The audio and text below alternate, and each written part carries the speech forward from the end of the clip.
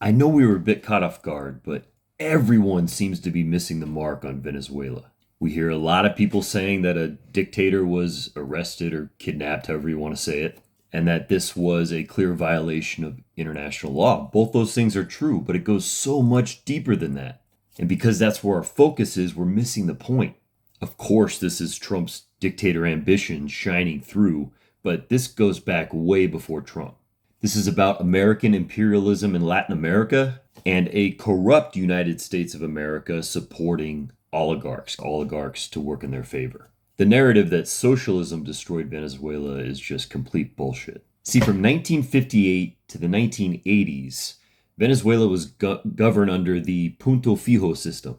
It was a pretty basic arrangement among different groups, and it was nothing short of a straight corrupt oligarchy, completely patronage driven. And this is exactly how the US liked it, because this kind of system made American businesses a ton of money.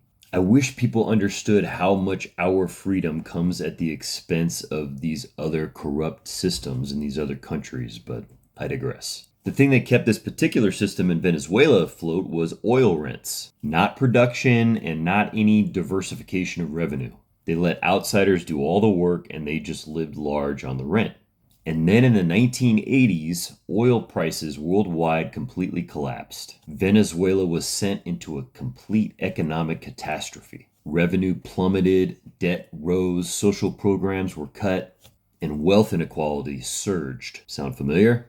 In 1989, their president tried to implement some measures to fix it, but it didn't work. It just made it worse. Like Republicans, they seem to think that spending cuts can help a struggling economy.